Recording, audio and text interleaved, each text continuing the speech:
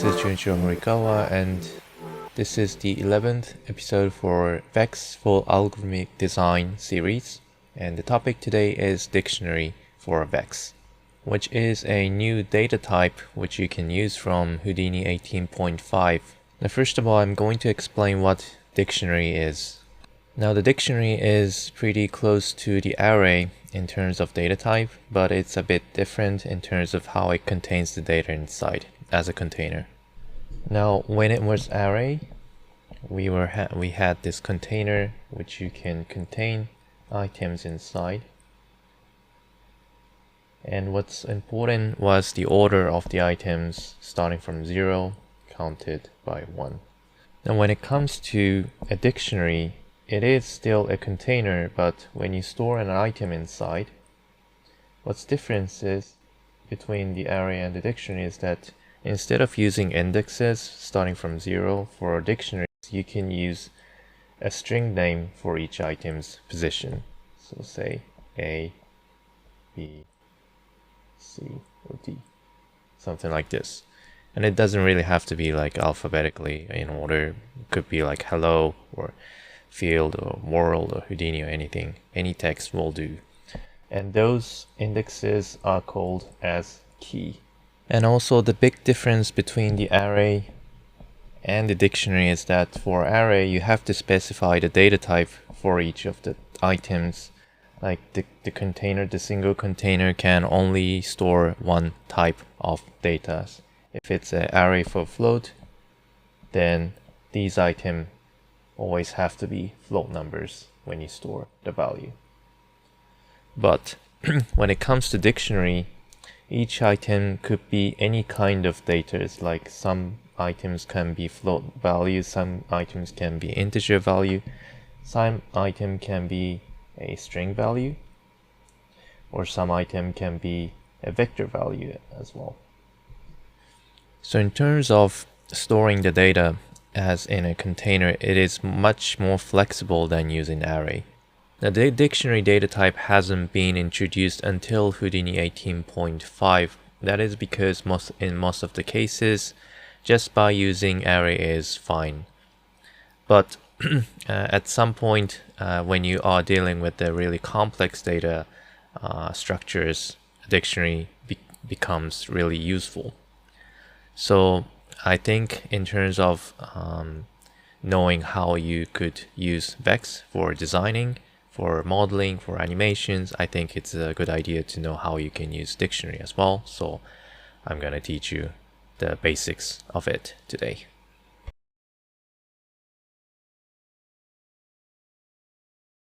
So let's see how we can declare the dictionary first using a wrangle. So in this case, I'm going to start by creating an attribute wrangle. First of all, I'm going to create a geometry node. Then inside, I'm going to create an attribute node, attribute wrangle. Then let's call this declare dictionary. And the first thing I would like to do is to create an empty dictionary. How we could create an empty dictionary. So in the wrangle, I'm going to change the run over to detail to make it run once. And then I'm going to type by typing dict. So this is a keyword in order to create a dictionary. And then you type the name of the dictionary. Could be any name. Let's say dict val. Then equal with curly bracket. So this is how you can create an empty dictionary by declaring like this, by declaring with the dict keyword with your specified name for this dictionary variable, then with a curly bracket to create an empty dictionary. Now let's also store this in an attribute to the detail attribute to see how it looks like. So in order to access to the detail attribute for a dictionary, you can type d at. So when you have a d as a keyword and plus at mark, you'll be able to access to a dictionary attribute of that run over wrangle. So in this case, detail wrangle. Okay, so in this case, you can access to the detail attribute for a dictionary. And let's name the value like the dict and equal. Maybe I should change the name to dict val or something. And then store this dict val value into the attribute called dict val. Okay. Dict val. Okay. Now let's see the result by showing up the geometry spreadsheet and going to the detail tab. And there I have just created a attribute for a dictionary called as dict val. And currently the dictionary value is empty just by having a curly bracket like this. Now that I have just created a empty dictionary, let's also create a dictionary with an item inside. So let's copy this node, and currently I have this empty curly bracket, but when you want to have a dictionary set with a initial value, you use a function called set, which is used for a vectors as well, in order to create a vector values as well. And in order to use this, you first type a key, a index value for the dictionary. And as I've told you, the index key for the dictionary is a string, right? So first of all, you type a string as a key. So let's say I'm going to create the key called A as a string. Now next thing you want to do is to separate the value with the comma, and the next value that you want to write is the actual value that you want to contain inside the dictionary with this key. So, and this value could be any type of value, could be float value, could be integer value, could be vector value, or could be a dictionary itself or array and so on. So anything is possible to store as an item for the dictionary. In this case, I'm going to try to store a float value. Now, let's see the result by going into the geometry spreadsheet again. And if you look at dict val, you see that one item has been stored inside the dictionary, and the key is equal to A. In the type, it automatically determines the type of the value, and the value itself is 3. Right. So you have just created a first dictionary value containing one item. Now if you want to contain more items using set functions, what you just need to do is to create another comma after the value and do the same thing again what you did right here. So first type a key with the string like B, then create comma, and next type any value that you want to store, like say 6 as an integer. Okay, now if you go back to the geometry spreadsheet and open up the detail attribute, so you had first value A, which was the value equal 3, and B is the second value, the key is B, and the value is 6, and the type is integer this time. So as you can see, you can change the type of the value for each key. So that's the most important things about dictionary. It's pretty powerful when you want to store a single value but contains different types of values altogether and packed in one container, which you cannot do using arrays.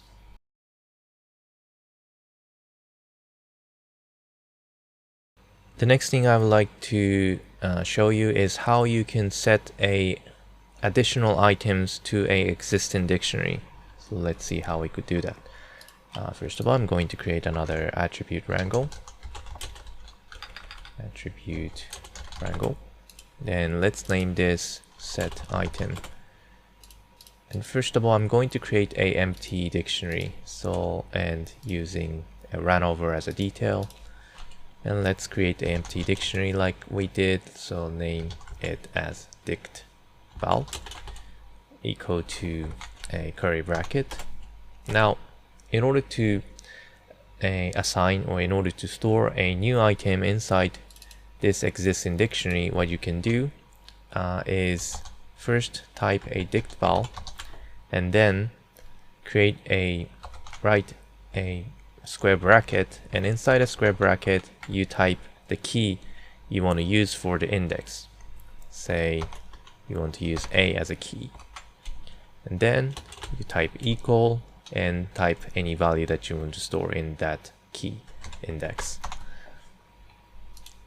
So just by doing it, you'll be able to first create the dictionary by using a curly bracket to create an empty dictionary. Then after that, you can access to a certain key that you want to update, and using equal to actually store some values inside that key. And as a result, the dictionary will be updated having this value, the set of value together with the key with the A and the value with 2. So let's check that out by setting it as a detail attribute again. So d at dict val is equal to dict val, which is this one. Okay. Now, if you go to the geometry spreadsheet and to the detail wrangle, a detail attribute, you'll be able to see this dict val that you have just created and stored successfully. So key A and the value is equal to 2. Now, since I've told you that the dictionary can contain other types of data at the same time in one container, so let's try that out by creating several keys with several different types of data. So one thing to notice is that the key has to be string at always has to be string. In some programming languages, the key can be different kind of types, but in VEX, when you use dictionary, the key for the indexes to access the data has to be string. Okay, so that's one thing you need to remember. But for the values, it could be any value, like it could be string. Let's also create a key called C with the value like vector, using set function to create the vector, 3 vector. Another thing we could try is to create an array and store that inside a dictionary. So for the array, I'm going to use the curly bracket and say 1, 2, 3, 1, 0, 1, 2, 3. Okay, so other things we could try. As I said, this dictionary can also contain the dictionary itself. So you can have a multi-contained dictionary, which at some situations it's really powerful. So let's also try to see how it works. So for the key E, I'm going to create another dictionary using set functions, and in order to use the set for a dictionary, what you need to do, first type a key. So let's say AA for the first key and set a value for it like 2.5, and for the second key I'm going to name it as BB, and for the value I'm going to say like 9. Okay, now let's see the result of all these updates by going into the detail attribute again. It's gonna get really long because all those updates, the dictionary is going to be shown as one line of string. So you cannot actually see the whole stuff right here, but you can see that it doesn't give any errors, and all those types that I have inputted has been successfully stored inside a dictionary with all those keys A, B, C, D, E.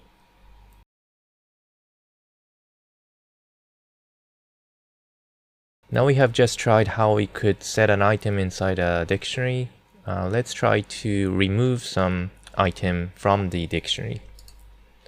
Okay, so I'm going to create another attribute wrangle. And let's set to detail. And let's name this remove item. And let's try see how we could remove the item from the dictionary using VEX. Now, first of all, I would like to access to the dictionary value which was contained inside the attribute, the detail attribute named as dict_val. In order to access to this detail attribute value as a dictionary, we can just say the at, which means a dictionary attribute for a detail, and the name of the dictionary was dict_val, so you can just type it like this, and there you'll be able to access to this dictionary, and this itself will become the dictionary value. So let's also create a dictionary variable named as dict_val again, and store this retrieved attribute value into that variable like this. Now that you have retrieved a dictionary, what you want to do is to try to remove some values from this dictionary data type. Now, to do that, there is a function for a array and also for a dictionary, can also be used for dictionary, which is called as remove index. Okay. And when you use this remove index with a dictionary, instead of using a integer index, you can use a string key for the dictionary, which items to remove. So you need, in order to use this remove index, you need to specify two parameters. One is the name of the dictionary and one is the key, name of the key. So the name of the dictionary is currently a dict_val, and with the comma, the next parameter you want to type is the key name. So in this case, there is a key from A to E. So let's say if I want to remove a key from this dictionary, then you type it like this. Okay. And this function also gives you a output, which is an integer, and this integer can be used to determine if the value has been successfully removed or not. That is because you need that kind of value. It's because there are chances that you will specify some keys that doesn't exist in the dictionary. So in that case, you have to know whether this removing function has been successfully processed or it has been successfully processed. It has not been successfully processed. To check that, you can look at the output integer value for this one, which can be used to determine if the value has been removed or not. If the value is equal to 1, then the value, the key A has been successfully removed. If the removed output result is equal to 0, then the result is failure, meaning no value has been deleted from the current dictionary. So let's check that out. First of all, I'm going to store this removed value as an integer attribute to this detail. So I'm gonna create a removed integer attribute and store this removed result inside here. And also I'm going to store the updated dictionary val to a current dictionary attribute called dict_val. This. And let's see. Now, currently I'm trying to delete the item which has a key equal to A. So let's see if the value has successfully been deleted by looking at the detail wrangle, a detail attribute. And there, I mean, the key has been started from B, so it seems like the key A has been successfully deleted. If you go back to the set items, you see this A key exist, but when it comes to remove item, the A key doesn't exist anymore, so I think the value has successfully been removed. And if you look at this removed integer attribute, it says 1, and as I told you, if it is equal to 1, then it means that this function remove index has successfully been processed. Now let's try to type a key which doesn't exist in the current dictionary, say something like M. Now in this case, if you go by doing it, look, going back to the detail attribute, and you see that the A is still exist and all the other data is also existed. And if you look at the removed integer attribute, it says 0, and that means nothing has been deleted. The deleting process has been failed. So the remove index function didn't work this time because it couldn't find the key called m. So this is how you can remove the item from the dictionary using a remove index function.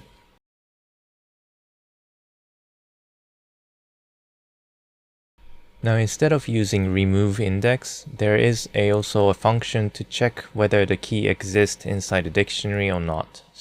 And sometimes that is pretty useful in order to check whether the key can be used for that specific dictionary or not. So let's see how we could do that. So I'm going to create another attribute wrangle, set it to detail, connect it with the remove item. Let's say check key. Check key. And this time I'm going to first of all retrieve the dictionary attribute, dictionary value from the attribute again, and I'm gonna name it as dictval from a d at dictval. Okay. Now, in order to check if there are specific key exist inside this dictionary, you can use the function called isValidIndex, which is a specific functions for a dictionary or an array. Okay, for the dictionary you use string for a second parameter. Now the first parameter is the name of the dictionary or array. In this case I'm going to use for the dictionary, so I'm gonna type dictval. And for the second input, you type the key you want to check if this key existed or not. And as a result, you'll be able to get the value either 1 or 0. If it's 1, then it means that the value do exist inside the dictionary. If it's 0, then the key does not exist inside the dictionary. So let's create an integer variable like has key equal to, and then let's also store that integer as an attribute. Let's name this has key for attribute name and store this variable has key inside it. Okay, now let's check by going into the geometry spreadsheet again, and there is a new attribute name called has key, and it says 0. That is because since I have removed the key A previously using this remove item, the key A does not exist anymore, so currently you don't have this key equal to A. So as a result, you will get a result value 0. Now let's say if I want to check if the key B exists. Now in this case, the value the key does exist inside the dictionary, so as a result you get 1 for has key for this isValidIndex function. So sometimes this function is pretty useful in order to check whether you can use that key or not.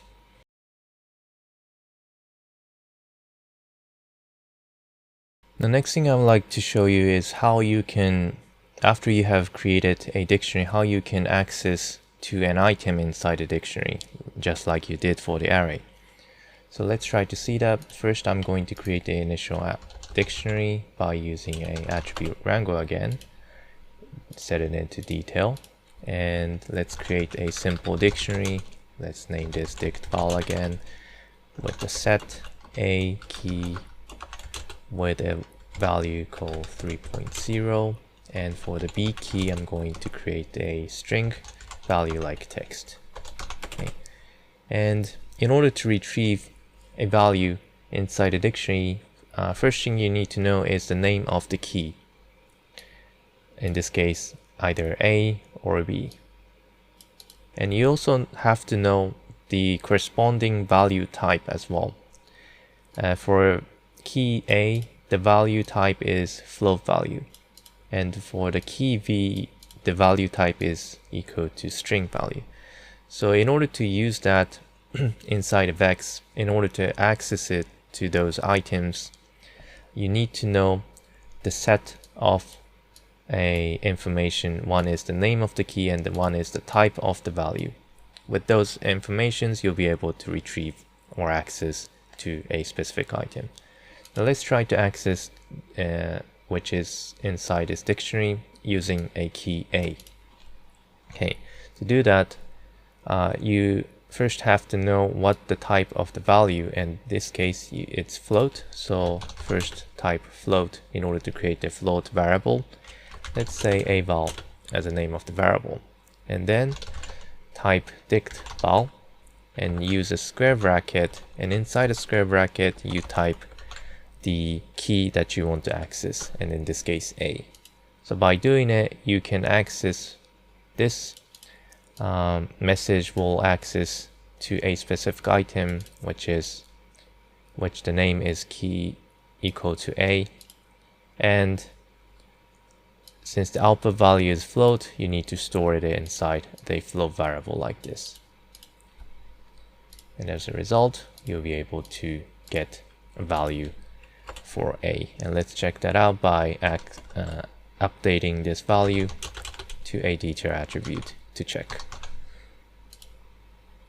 Going into the geometry spreadsheet and detail wrangler again, detail attribute again, and you see a newly created aval attribute with the value 3.0. So the value has successfully been retrieved from the dictionary and being stored back to the attribute like this. Now let's also try this for a value B, the key B. So in this case, the value that you want to retrieve is string, so you need to create a string variable. Let's name this vval is equal to dict val, and this is the same. You just need to say a name of the dictionary with the square bracket and the name of the key, in this case B. And let's check that out by storing it as a detail attribute. So say s at b val is equal to b val.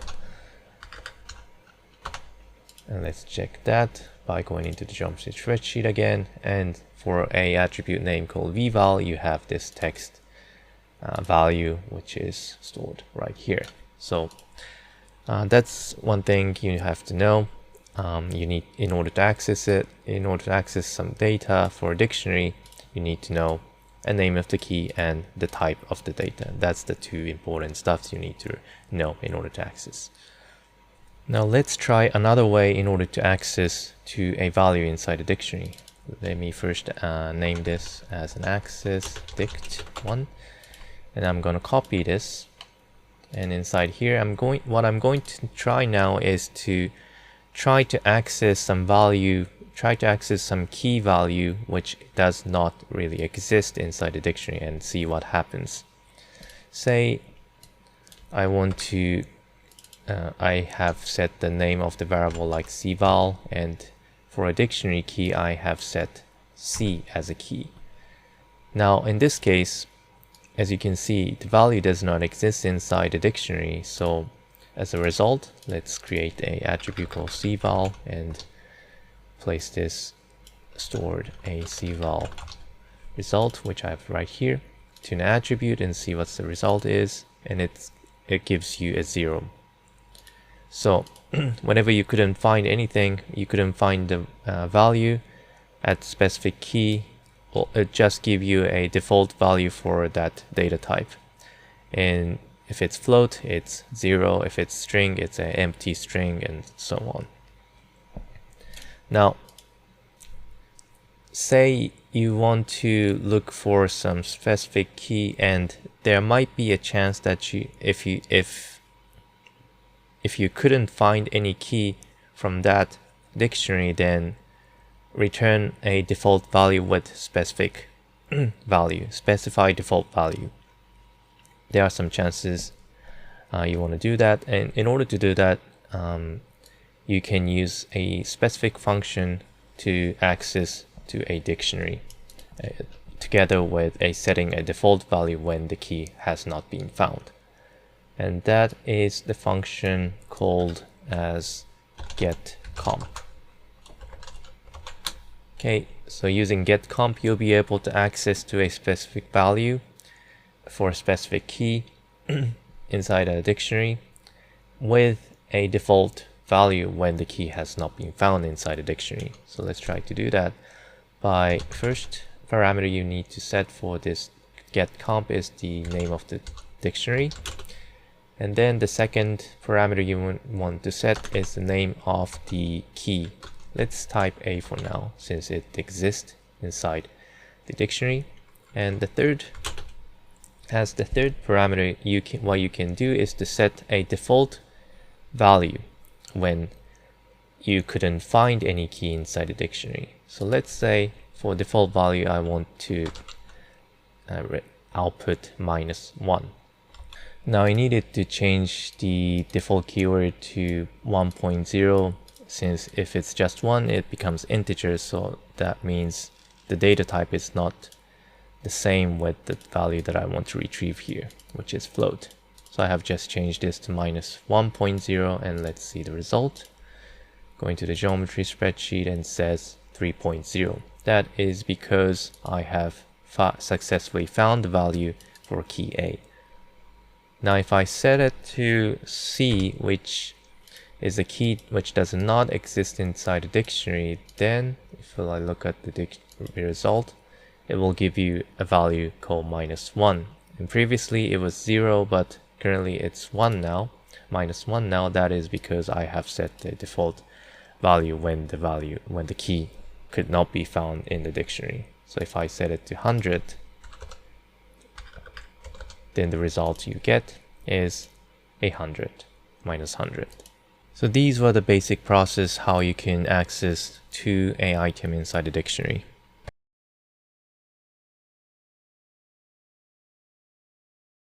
The next dictionary related process that I want to show you is how you can merge two dictionary together to create one combined dictionary. And you can actually do that using a function called insert. So let me show you how to do that. First, I'm going to create a attribute wrangle again, attribute wrangle, and let's name this insert dictionary. Let's first create two dictionaries which you want to combine together to create one combined dictionary. So dict, I'm gonna name the first one dict_val1 and use two keys. One is A with the integer 1 and one is key B and with the integer 2. And I'm going to create another dictionary. Dict_val2 is equal to set. Now I'm going to have another key which is named as C and the value is 3 and key D with the value equal to 4. Now that I have two dictionaries, what I want to do is to combine those two values together so that one dictionary will have all those keys and values as pairs all together in one container. Okay, so to do that, what you can do is to use a function called insert. Okay, and the first parameter is the value that you want to update. So in this case, if you want to update this dictionary value 1, then you can type dict_val1. And the second parameter is the value that you want to combine to this dictionary value 1. So in this case, I'm going to choose this dict_val2.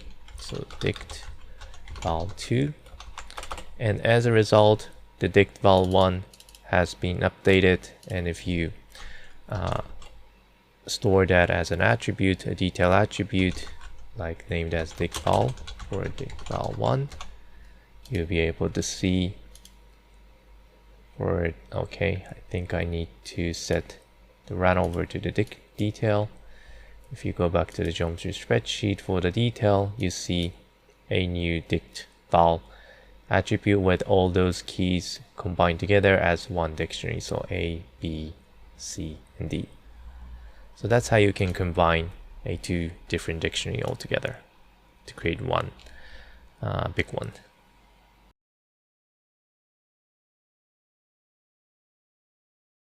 So the next topic I would like to talk about for a dictionary is how you can convert this dictionary value into a string.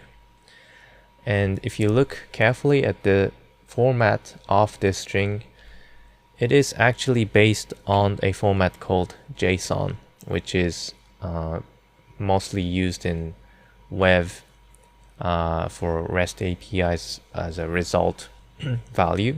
It is actually a text file, but using this kind of curly bracket to specify an object, data structures, and the format of this dictionary is looking exactly like a JSON, and there is actually a specific functions for dictionary to convert the dictionary value into a string, which is in JSON format, and there is also a functions which you can convert a JSON formatted string into a dictionary back to a dictionary, and which could be really powerful if you know how you can import the text into a Houdini, like if you know how you can run a query for web query, use the REST API or something to connect with the network, and most of the time you get a result as a JSON. In that case, you can directly convert that JSON to a Houdini dictionary, and that idea is pretty powerful when it comes to create some DCC tools with Houdini. But if you want to do that, you obviously need to do Python coding as well. But in this course, I'm just going to show you how you can do things with VEX. So I'm not going to go deep into that sections. Maybe I'll do a Python coding basics and some other series. But for this one, I'm just gonna show you how you can convert the dictionary value into a string or string value back into a dictionary with a specific functions for later usage. Okay, now to do that, let's first create a dictionary, right? So going back to some of we can copy the set items, which is creating this dictionary with several different values. So let's copy this one and let's try to convert this dictionary into a string. Okay, now let's name this to JSON. So what I want to do here is to convert this dictionary value into a string so that you can copy paste to some other external editors or external files to use for different purposes. Now let's see that, and you can do that by using a function called JSON underscore dumps with a dictionary value for the first input, in this case dict_val, and for the second input you can choose the format of the JSON, whether it should be a single line format or it should be like multi-lines, or it should be compacted JSON without a type information and so on. So let's see the differences by changing those values. It could be either 0, 1, 2, or 3. So let's try with 0.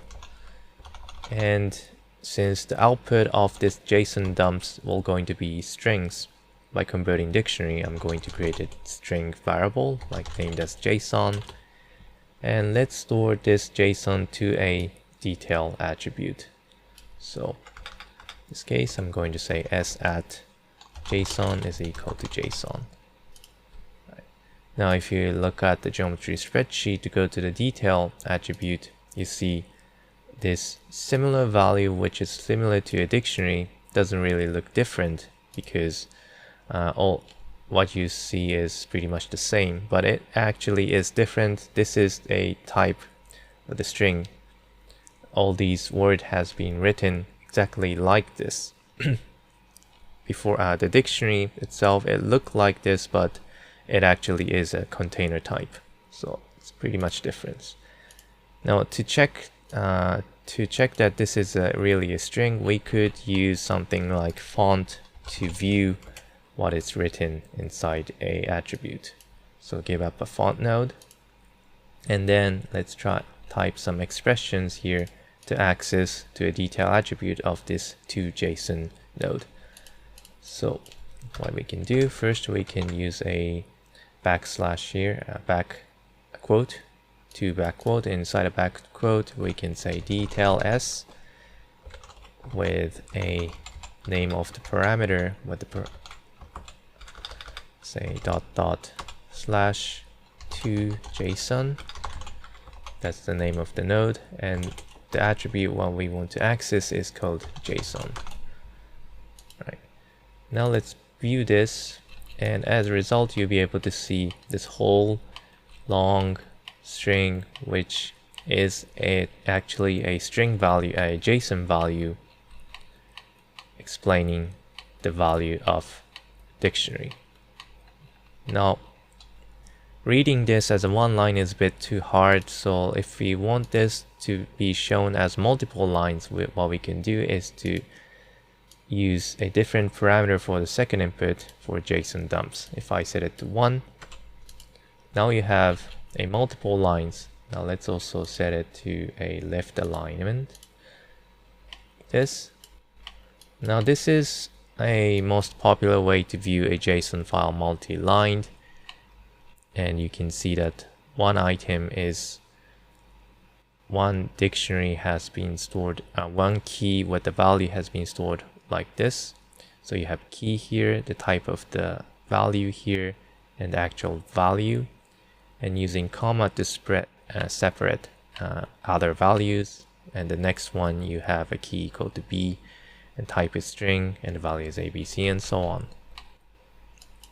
So this string, the whole multiple string formatted as JSON, is actually showing up the dictionary structures, and this structure itself can be used in any other softwares or external tools which can deal with JSON data.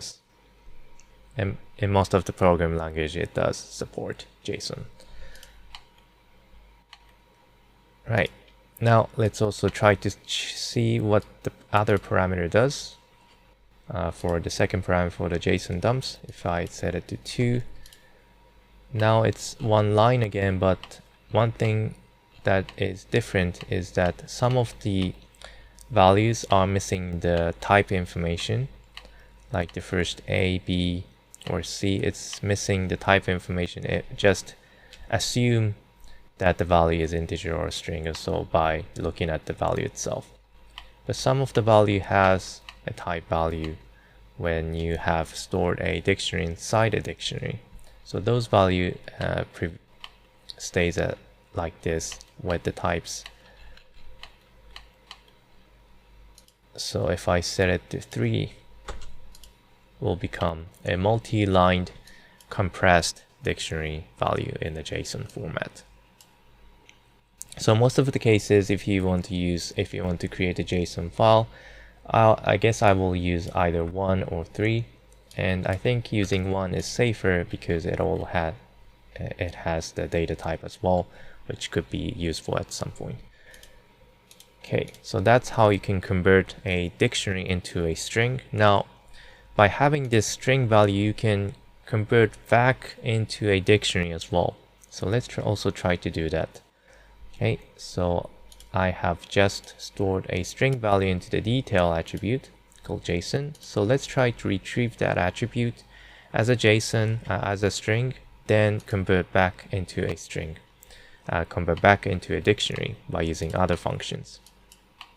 So I'm going to create a attribute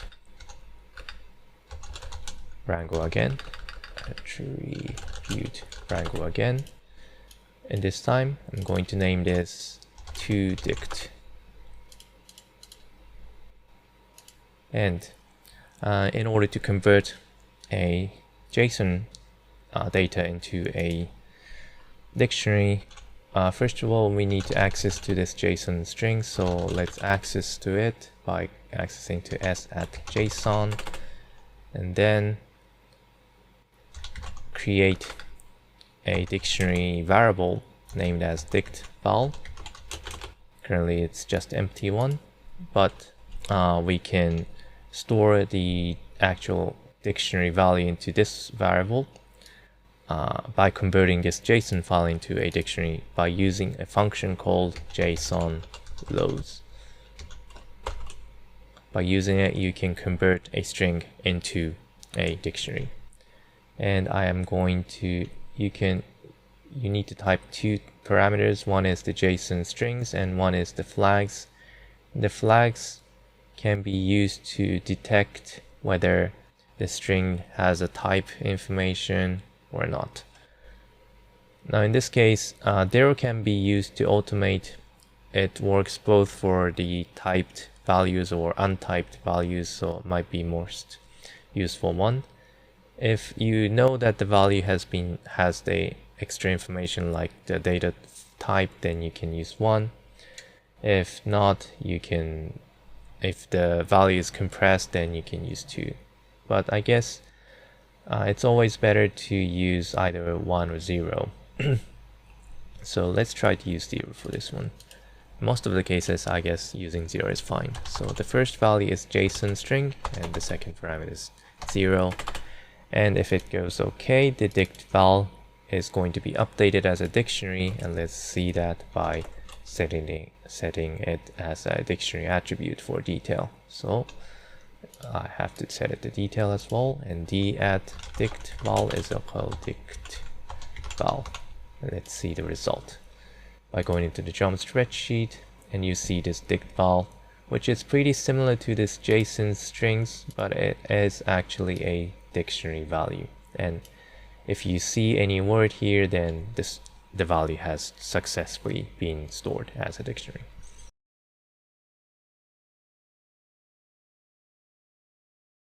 Now that we have learned the basics of dictionary, how we can declare it, set it, remove it, and so on, next thing I would like to show you is how we could really use it in practice with some examples.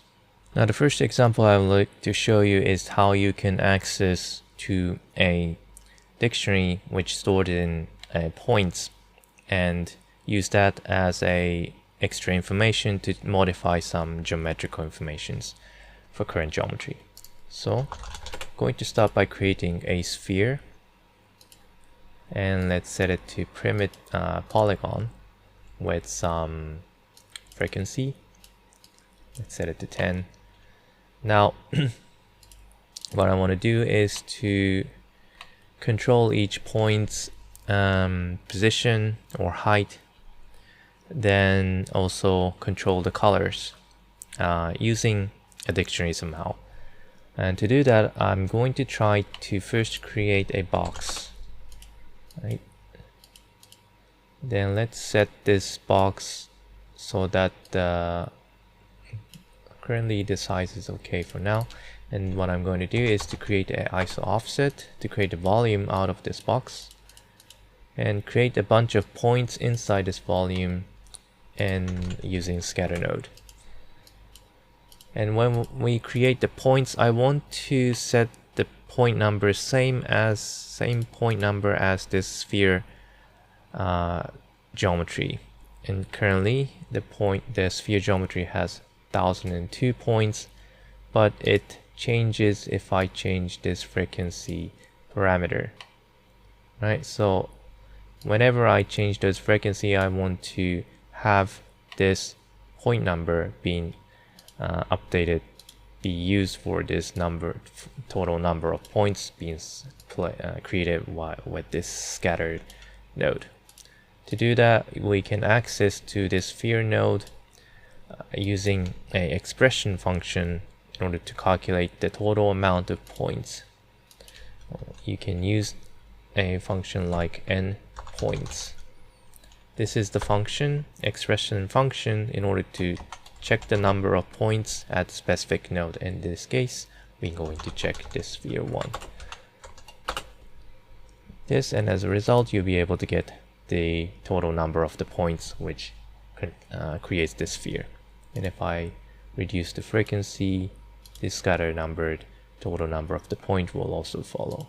Okay, so what I'm going to do is to apply some dictionary values to each of the point inside the box, and for this sphere I want to refer to that dictionary to change some geometrical information of this sphere. Now the process itself doesn't really mean anything, but it's just to show you how you can use dictionary as a practice. Okay, now right after I have created the points with a scatter node, I'm going to apply some dictionary value based on, and inside the dictionary value I'm going to store some information based on this point position. So let's do that by, first of all, I'm going to create a point wrangle to create each dictionary at each point. Now let's name this init dict, and let's say I want to set the color. I want to create the color information and the scale information for the point based on the point position of this scatter node out of this scatter node. So I'm going to use this point information as a seed value for the noise function, which you can create the noise value, a bit randomized value. So first of all, I'm going to create a vector value using noise function using a @p. Okay, and also I'm going to create a flow value using the same noise function. Now by declaring the vector as a variable, you'll be able to retrieve the vector noise value. If you have a float variable, then using noise you'll be able to get a float noise value. Okay, now let's create a dictionary using dict val with two information. One is this color, one is this scale value. And first thing, we need to set the key. So I'm going to name the key for the color as col. Then the actual color value is cd, which is the vector value. For the scale, I'm going to name the key as s, and the actual value is s.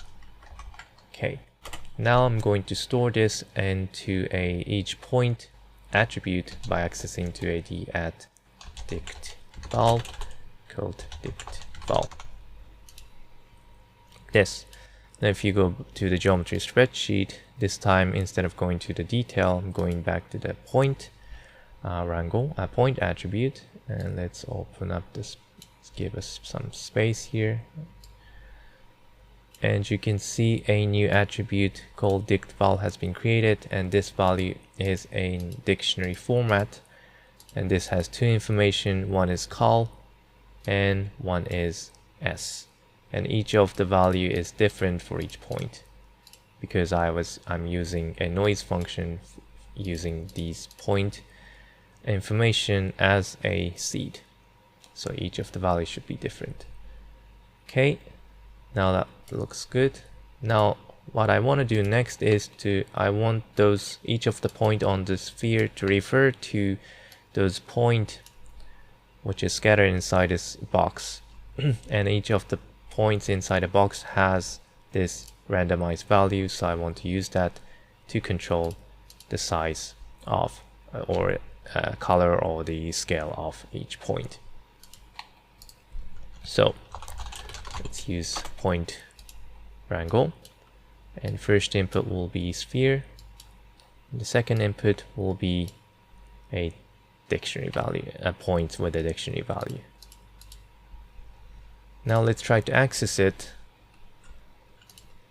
by using a similar attribute retrieving function, which in this case I'm going to retrieve the attribute from point. So first of all, create a variable for the dictionary like dict val, and I'm going to use a function like point in order to retrieve a point attribute, since the dictionary is currently stored as a point attribute. And I'm going to retrieve it from the second input. So I type 1, comma, and the name of the value that I want to retrieve is dict val. And then I'm going to access to the point number, the ID of this sphere for each point. Okay, now I can, after I have retrieved the dictionary, I should be able to access two information. One is the color and one is the scale. So let's try to retrieve that by first create a variable for a vector like named as col, and then access to this value inside the dictionary with the key col. So as I said, in order to access to a certain key, you first need to know the type of the value that you want to retrieve and also the name of the key. So for the other values, it was float, and that was for the scale, and dict val scale, in this case s. And now I have just retrieved two values from the dictionary. What I can do now is to update the color value for the sphere points and update the scale by multiplying it by s. Alright, now the value has successfully transferred from the dictionary inside a point to a sphere, and using that value to control the sphere size and sphere shape and the colors. Now these outlook will change if I change the scale of this box. So let's try to see that. If I make it smaller, it becomes a bit more smoother. If I make it bigger, then it will become more jaggy. Alright. So like this. This is how you can, one of the way you can control, use dictionary as a practice.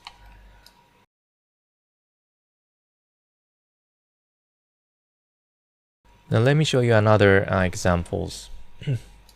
And the second example might be a bit more practical. Okay, so next thing I would like to do is to create a grid just by accessing to a dictionary information in the detail wrangle. So I'm going to create first a attribute wrangle, make it as detail, and first I'm going to say init dict. So I'm going to first create a single dictionary contains all the informations to create a grid points with some additional informations, okay, like color and the scale. Okay, so first of all, let's create an empty dictionary by saying dict vals. Dict val is equal to curly bracket. Now let's try to create one point information, single point, which will be a part of the grid points. So for the part of the grid points, what I want to have is the x position, y position, or maybe the z position, and the scale value and the color value. So I guess I want to have 4 different informations stored inside the dict val. And the x, y, those coordinate value could be float value. The scale value could also be float, but for the color value, I want it to be vector value. So let's have those 4 different types of data stored inside the dict val. And let's say for the x, I will use the key called x and equal to some value. I'm gonna start with 0. And for dict val y, I'm going to store 0 as well. Now if I want to make it float, I should say 0.0. Now for the dict val s, let's also set it as 0.0. And for a dict val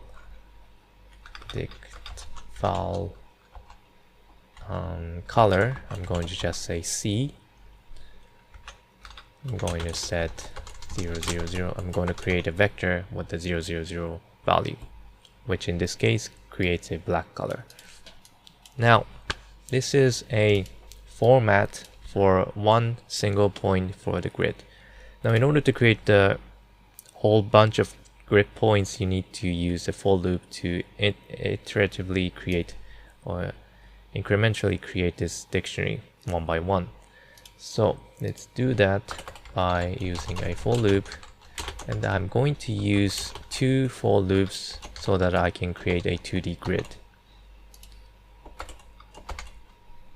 Okay, so this is the first loop, and I'm going to create another loop inside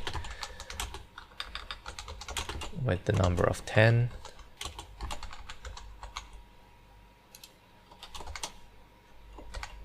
Like this. Right, so now I have this 2 double loop. One is using I as a variable, one is using n as a variable, starting both from 0 and end before 10.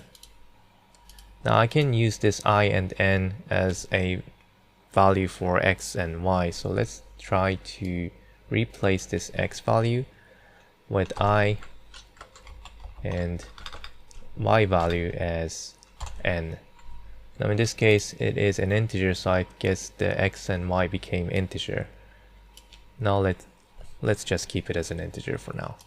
Okay, and for the s, we want to use both I and n for the scale value. So to do that, what I'm going to try to do is to add those I and n together, but by using it, the value is going to be really big for the scaling, so let's also multiply this by small numbers like 0.05.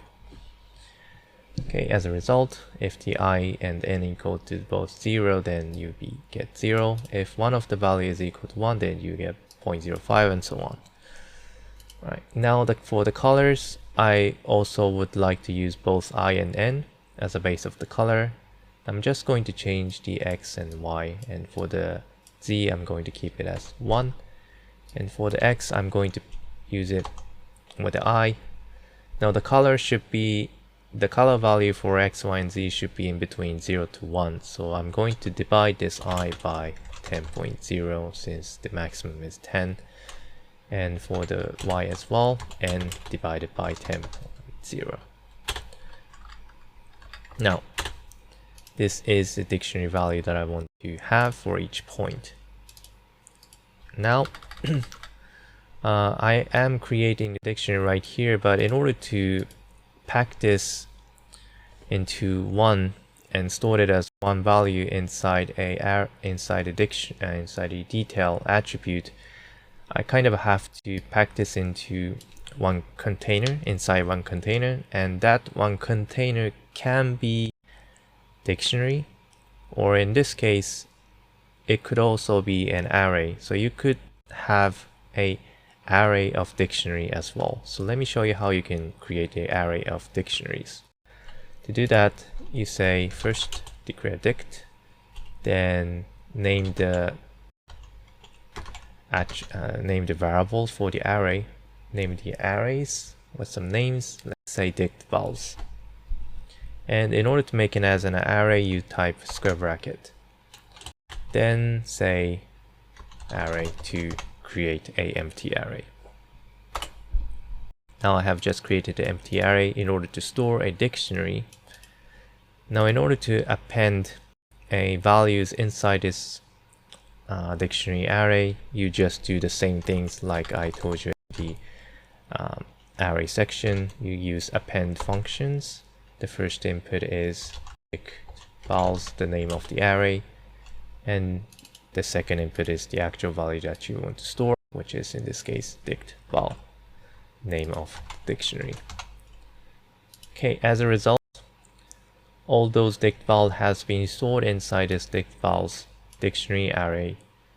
And finally, we could store this finalized dictionary array into a detail attribute by accessing to a detail attribute, a dictionary array attribute by saying d square bracket at some dict vowels, your choice of name, then update it with this value that I've created.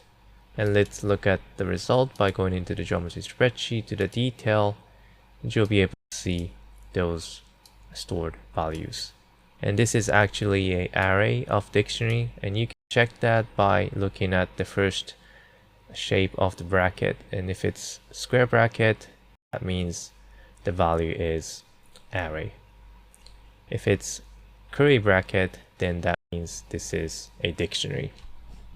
So that's how you can check which type you're using. Right, now that you have declared or created a dictionary values in order to define a grid, next thing I would like to do is to actually retrieve this information from the detail attribute and to create an actual grid points. So let's do that by creating another detail attribute, attribute wrangle. Let's name this draw grid, and let's also set it to detail. And this time the first thing I like to do is to access to this dictionary array. So you can do that by first create a variable or array, empty array for a dictionary to store the values. So I'm gonna name it dict vowels square bracket and equal to, now I can access to a dictionary array attribute by saying d square bracket at dict vowels, which is the name of the attribute stored in a detail. Now now that I have retrieved the dictionary array, the first thing I could do is to loop through all the values inside this array. So I can use, say, length of dict vowels, just like we did for the array with the loop.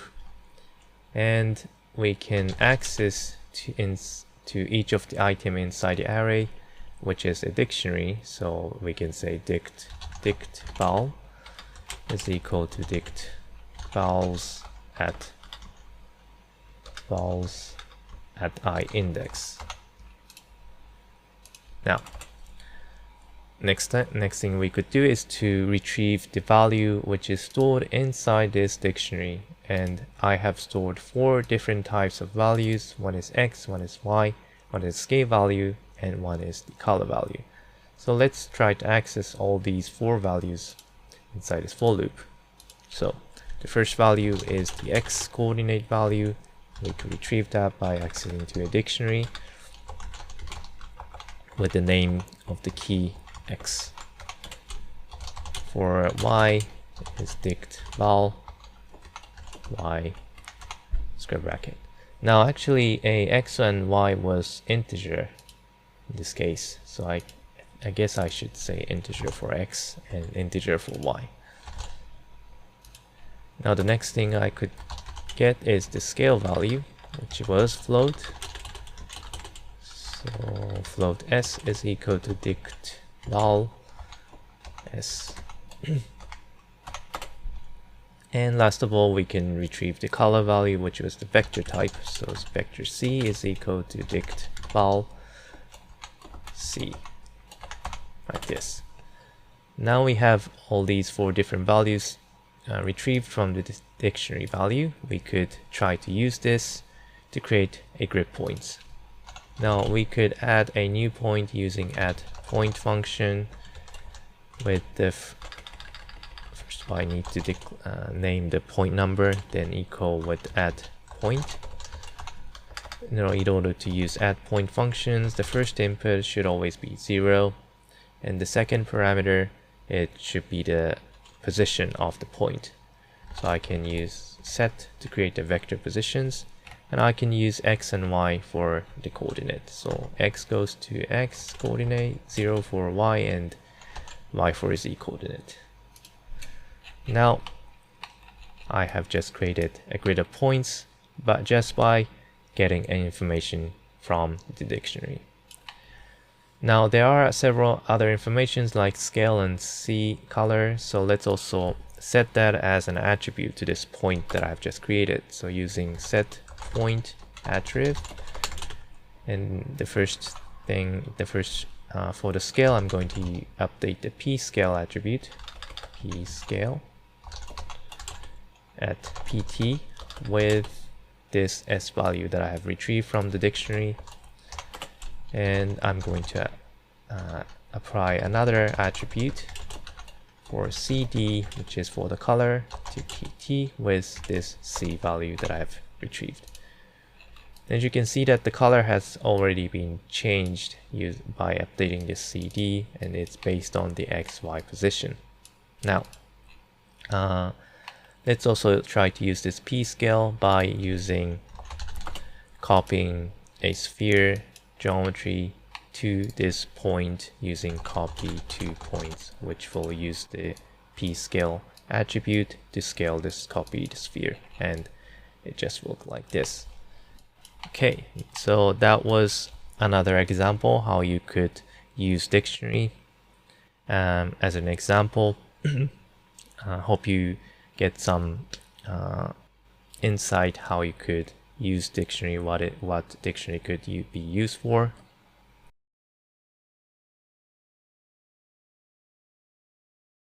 Now this is it for the basics of dictionary.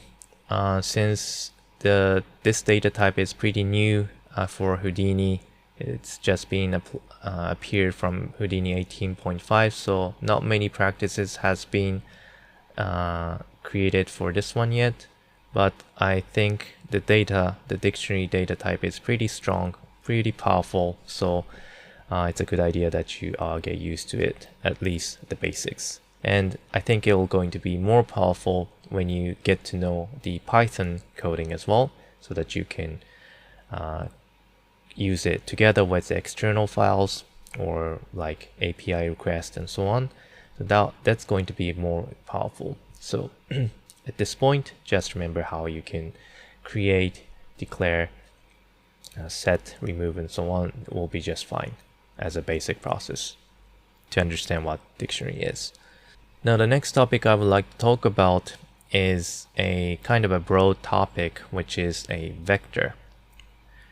And for the next episode, I'm going to just show you the real basic of vectors, but the topic itself is pretty broad. I would like to split this vector sessions into several parts, since I think it's going to be really long if I try to pack it into one session. So I keep that in mind, but the next one will be the very basics, how you can use vectors. Okay, so thank you for watching this time as well, and hopefully I would see you again next time. And if you like the video, please like it and subscribe to keep up with the new videos. I'm also doing a live tutorials every Wednesday 9 p.m. at Japan time, so if you're interested, you please also try to join that as well. Okay, and see you next time. Thank you. Goodbye.